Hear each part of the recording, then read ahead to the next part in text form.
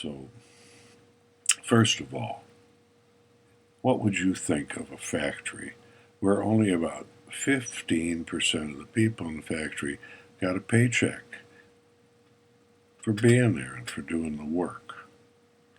What would you think of that? Have you ever heard of such a thing? Well, of course, some of you know where I'm leading. You're in it. This is school. Schools, only 15% of the people get paid. I'm talking about the students.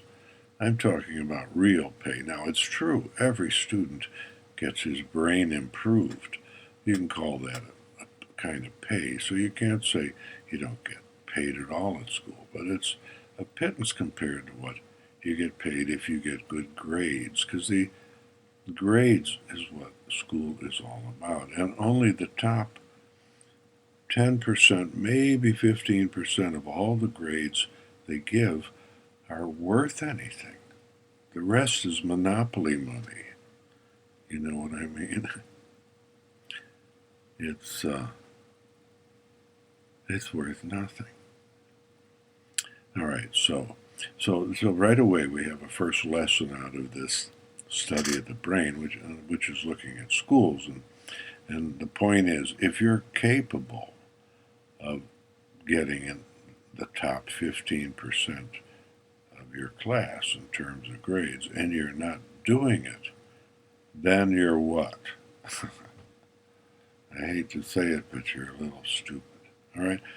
In other words, they're giving out this wonderful pay just to the people who get up to the top. And life is like that. That's competition, and school is competition. Imagine a horse race. There's a perfect example of a competition. Imagine a horse race with 100 horses in it, right? And they're all going down the track after the start, except, oh, there's 5 or 6 horses. And they say, we compete? We don't compete. This is silly. Look at it, it's hot out. Why would I want to compete with all these other horses, right? Look at all this grass. I'll just eat some grass while all those stupid horses are running like that. Do you know anybody in your school who thinks like that? Yeah, of course. Do you think like that? Anyway, I certainly did, right? Earlier on, I got convinced about competition. Now, I was one of those lucky kids who had a good memory, so I never cracked a book, basically. I could read fast. I was pride. How stupid can you get? I prided myself on never taking a book home from school. And still, I came out quite high up in my class because I was stupid, but it was a small class, and all the other boys in my high school class were stupider than me. So somehow I was the star pupil. And one of my teachers took me aside one day and say, "Oh, my boy, I want you to go down to this address. This is the Pullman Foundation." And I went down there, and as a result of this, I got to go to France for a year, all expenses paid. At age 17, I got my Pullman scholarship, right? So I knew that, but see, I hadn't competed at that point, really. I just kind of larked, me, homework, I laughed at it. And then in college, fortunately, I got a lesson from a young teacher of 25 years old who'd just come back from South America. Now, I dreamed of going to South America. Okay, that was paradise to me. I'd look in my Spanish book and see these beautiful cities in the picture. No skyscrapers down there in those days. I wanted to go down to a place like that where people spoke another language. It was so exciting to me. How do you get there? And this teacher said to me, "Oh," he said, "just get straight A's. And then you'll get a scholarship and you can go down there. And you can give, English lessons and pick up a little extra money besides." So boy, did I change overnight into a competitive student because I could finally see the payoff. All right. So we're almost done with that question of competition. But to come back to these horses that aren't in the race, like I wasn't in the race, and are saying, well, why should I run? I'm not in the competition.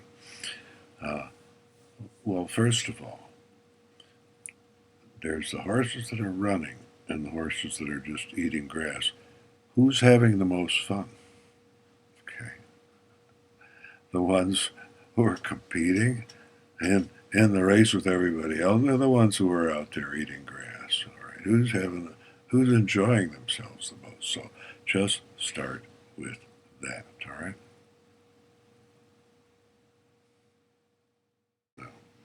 Now, the next thing is that you're in a society there. This is like your first job in school. So if you just fiddle around there, it kind of, you're setting the direction for your whole life in school. You're going to be with those people making a lot of dough, or those people doing interesting professions, or you're going to be with the others. But this kind of, the pattern gets set in school. So let's take, for example, coming to class prepared. All right. What's that all about? Well, that's very simple, you see. There's a principle of life which says that you only get out of something what you put into something. Now, what does that mean? It's a nice phrase, but what does it mean? Well, let's say you've got a history class on the 17th century, and you show up and you haven't invested anything. You aren't going to put anything into the class because you haven't even prepared, all right? So when the professor starts talking about the 17th century, how much are you going to understand of what he's saying? Not right? So guess what? You put nothing in, you get nothing out. So that's the first thing. If you go into any class unprepared, if you haven't read the material they've asked you to, you're, in a way, an idiot because you're going to get nothing out of that class. You're going to sit in there for an hour and come out as dumb as you went in. See? You see how important the preparation is. Now, the professor's prepared. He may be over-prepared, but he said, here's what you're going to need to read or do to understand what I'm going to tell you on Monday. Now get ready, right?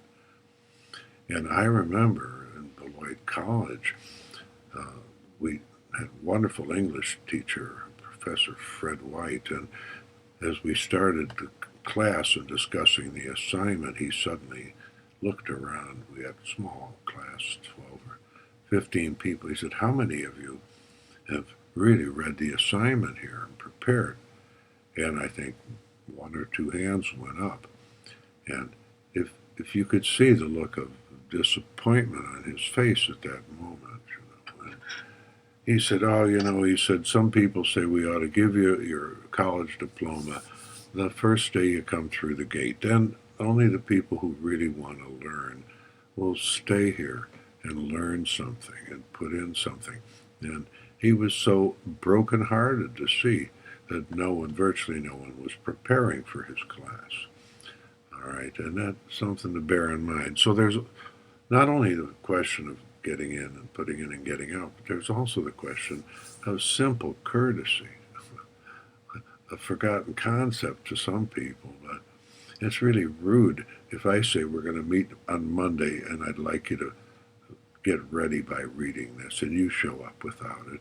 It's rude. You're taking a space in a class and you're not going to learn anything anyway. It's an insult to the professor. So it's a question of politeness as well.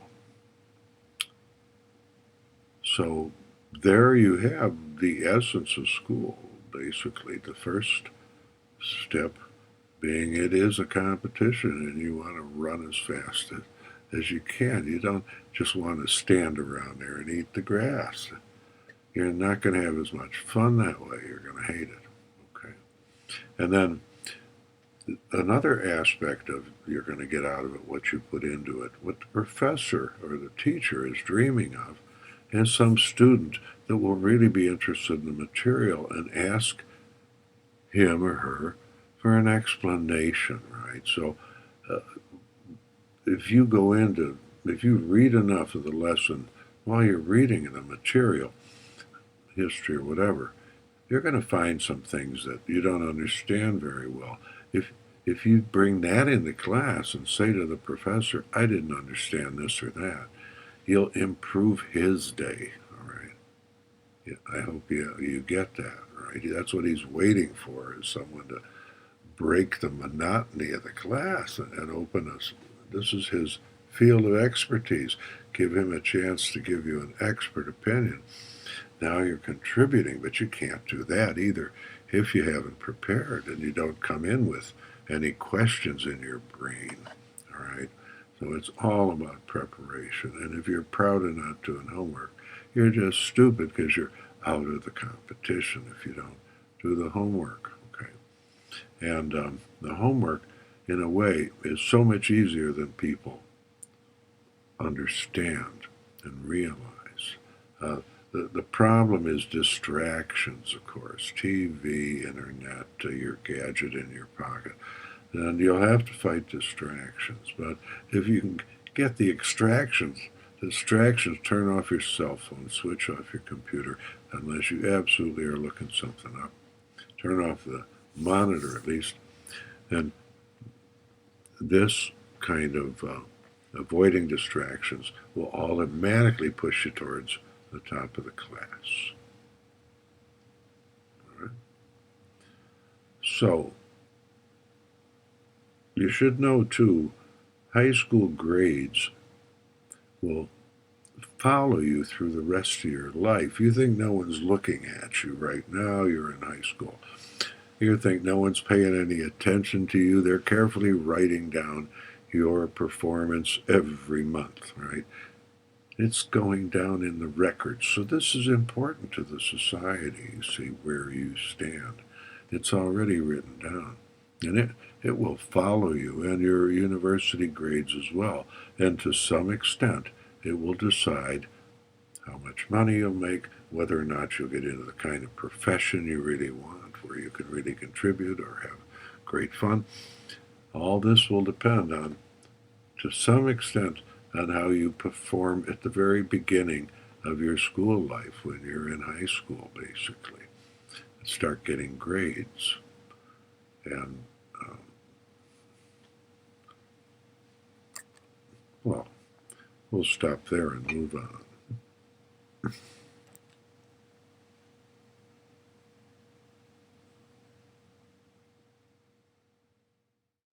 So now let's start looking at the brain itself.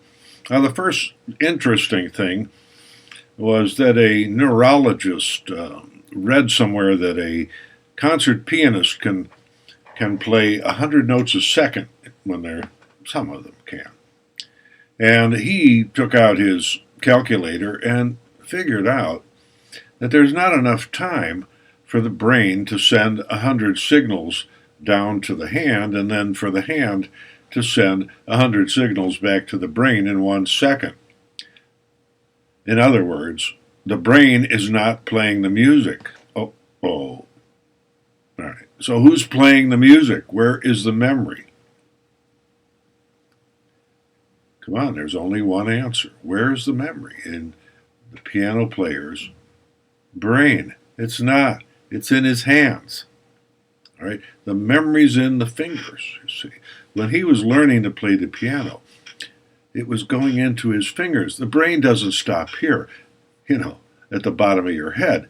The brain continues through the whole body. Your nerve cells are brain cells. Your brain is everywhere. So then we come back to Professor Fred White, who told us, if you're reading and you don't have a pencil in your hand, you're wasting your time. So that's rule number 1 for dealing with your brain. If you're reading and you don't have a pencil in your hand, you're wasting your time. Why? Because as you write, you have brain in your fingers, and eventually you're going to be writing tests with those fingers. You got it? So the memory should be right there in the fingers. And as you write it down, the notes you make when you're in a lecture or even when you're reading a book, those notes, you can more or less throw them away. It's a good idea to review them, but you can more or less throw them away because the reason you did them was to get the memory in the hands.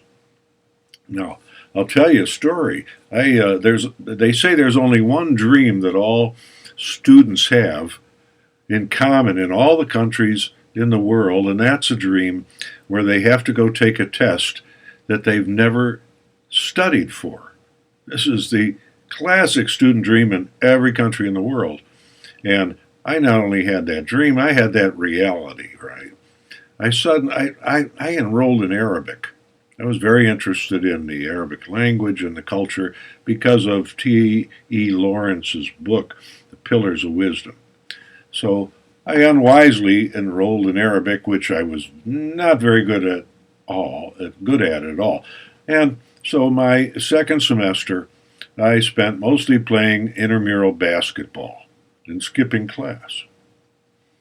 And finally, I suddenly realized I was not going to graduate if I flunked Arabic. I needed every credit.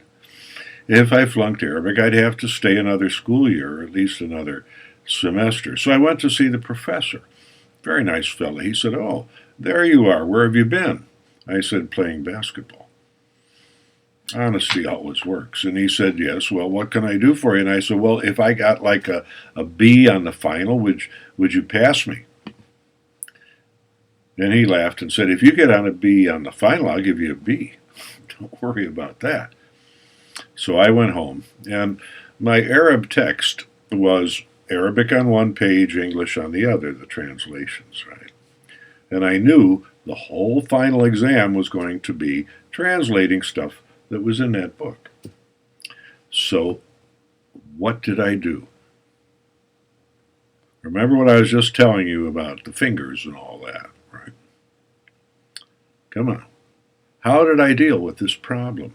How did I keep from flunking Arabic since I'd never been to class and I'd never cracked the book? Well, I copied the book. I took 2 days, maybe 3, and I copied the whole book, all the English and all the Arabic. Every page I went through, it was about 100 pages of English, 100 pages of Arabic. It took me about 18 hours. Started all over again. So when I went into the final exam, I had written every answer in the test already, twice. And guess what? It worked. I got a B plus and I got a B plus in Arabic without ever having cracked a book. I just copied it from one end to the other. So that shows you the power of the memory in your fingers. And that's how piano players can play 100 notes a second. The fingers learn, you see. So if you're reading a book, preparing, if you can't write, talk into a dictaphone and get the answers here. But it's better to always write. Write down anything you might be on a final test. Write. Doesn't cost you a thing. And it will cement what you're learning in your mind. Now, let's go on. This is very interesting, the way the brain works. They've now got instruments they can go in and study how your brain works. So they can look inside and watch it, which cells are firing up. It's quite miraculous, all right? Well, the first thing scientists have recently learned about the brain were scientists at Rutgers, you can find this on the web, who discovered that no matter how old you are, you get thousands of new brain cells in your brain every day. Thousands. And here's the point where we have to talk about what one brain cell is like. They used to have an actual drawing of one brain cell in the Museum of Science and Industry in Chicago when I was a kid in the 1940s. And that one brain cell must have had 10,000 connectors to connect to other cells. It was like the most complicated tree ever made by God. That's one brain cell. And that's why That brain cell is so powerful that 9 brain cells, or so a friend of mine told me, 9 brain cells could run your whole body, handle everything. 9 brain cells. So why do you have 2 billion, right, if 9 could do it? Well, very simple. It's the way they work. Let's say you're learning to do something, tie your shoelaces, right? The first time you learn to tie your shoelaces, 1 brain cell will get involved, and it'll remember how to do that, right? But here's the trick. The second time you tie your shoelaces, another cell says, oh, that's interesting, let me help you, right? And this other cell connects with the first cell. And you begin to grow these matrices of cells. So each time you repeat, each time you do something, more cells join in. And these families of cells are matrices, these little bunches, and they can see this on the instruments. They grow, right? So that's when you see a basketball player like Michael Jordan or any one of the greats. How did they get so good? Well, they've got, for every shot they do, they've got not 1 brain cell involved. They've been playing so long, they've got 10,000 brain cells helping in that shot, you see. And dribbling. They got thousands of brain cells that know how to dribble. Because any activity you repeat, the brain loves it and more cells get involved, right? And of course, that goes for your study as well. When you go into a book the second time and start reading it, other brain cells go, oh boy, this is reading. Yeah, let us join in here. This is interesting, right? So you have these matrices, these baby brains, you might call them, growing in your mind. So how good is your brain? It's as good as Einstein's. Now, recently I've seen on the web, oh, we've been studying Einstein's brain, and this was different and that was different, but it's very small differences, right? One of the first things they discovered about Einstein's brain after he died was it was nothing special, really, in terms of physical. It's more or less like yours. All right, so then why did he become such a brain? Well, he worked in the patent office where every day he'd have to read descriptions of machines no one had ever seen and imagine what they look like. That was his job. And he did that for over 10 years. And he developed this enormous part of his brain that could look at figures and numbers and descriptions and see the model. So he became the world's master at looking at the universe and seeing what all the numbers, all the descriptions meant. He started out with a brain like yours, but in it he built these incredible matrices. And so what you're doing in school really is building these families of matrices, one called history, one called civics, one called Spanish, French. And these are families of cells that are just hungry for more stimulation, for more fun, right? So if you don't study, if you don't prepare your classes, you're disappointing yourselves, right? Now, what they found at Rutgers, too, they actually were able to go in and tag individual brains. The cells, the new cells that came in the individual brains. Don't ask me how they did this. They're clever scientists. And here's what they learned. They discovered that if you use these new brain cells, they stay. And if you don't use the new brain cells within 7 to 10 days, the brain destroys them, throws them out. So this is the greatest news in the world for old people, first of all, because this scientific discovery means that you control whether your brain gets better day by day or worse day by day. Old people who get dumber and dumber as they get older. That's their own fault because they're not challenging their brain cells.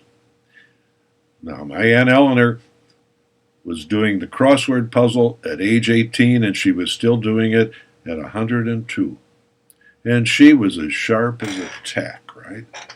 Because every new brain cell that came into her brain, every day she'd pick up the pencil, attack a puzzle, the brain cell found a challenge, and it stayed. And her brain grew all her life. This is also true for young people again. Are you going to get smarter today? You're going to school for 5 or 6 or 8 hours. Are you going to come out of there smarter, or are you going to come out of there dumber? Are you going to use the new brain cells that were put in your head this morning by challenging them, preparing the class, challenging them by paying attention in the class and contributing to the class? Are you going to get smarter today, or are you going to get dumber today? It's in your own hands. The scientists at Rutgers have proved this now. As an old person, you can decide if you get dumber or smarter. As a young person in school, you're making the same decision every day. Am I going to challenge my new brain cells? Am I going to give them a puzzle? Am I going to give them some work to do? Or am I going to play with my gadgets and let those brain cells die?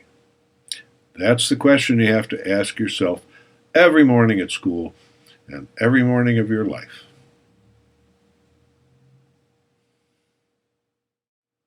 All right, so let's wrap it up at this point. I think I've imparted to you everything you really need to know to get a lot more results out of your own brain. Don't forget, your brain is really as good as Einstein. Your brain is as good as anyone in your class. Now, why are they getting these high grades and you're getting your low grades? Huh? Come on. Now, having watched this, I hope you know the answer, right? It's because those people are challenging their brain cells, and you're not. Those people are preparing their classes, which challenges their brain cells, and they're getting smarter every day. And if you're not preparing your classes, if you're not challenging your brain cells, you're getting dumber. It's your choice. That's what I'm here to tell you.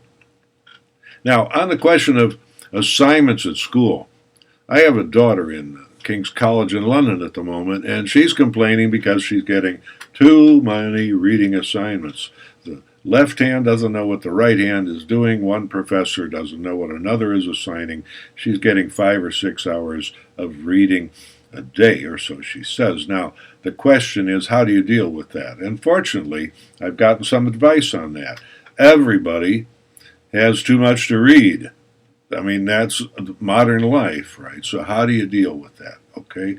What you're after is to get the model, how it's built, what's the logic. So what you do, if it's a book, you read the first chapter and the last chapter, and you look at parts in between, the table of contents, and try and get an understanding of where the book's going, where it starts, where it ends.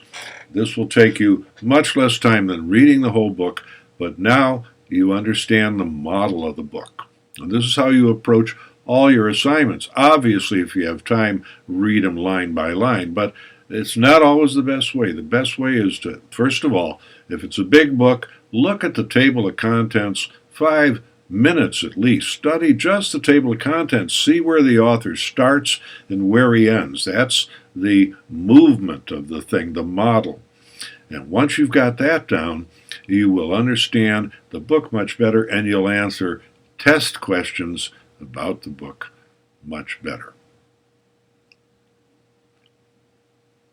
So that's about all I can tell you about School 101 and Brain 101. There's a lot more to know, but I hope in this little video, not so little now, but you'll have learned, my goodness, how much time has gone by. But I hope in this little Brain 101 or School 101, you've gotten some tips that are going to help you in school. And if you've really taken my lesson to heart, you're going to end up with a scholarship somewhere, a free trip to the other side of the world, all these adventures which you will earn by using your brain the right way, by competing, which is what school's all about. Then you'll learn to enjoy it. And you'll have a better career ahead of you, more interesting profession, and probably a lot more income if you harness your brain. So what are you waiting for?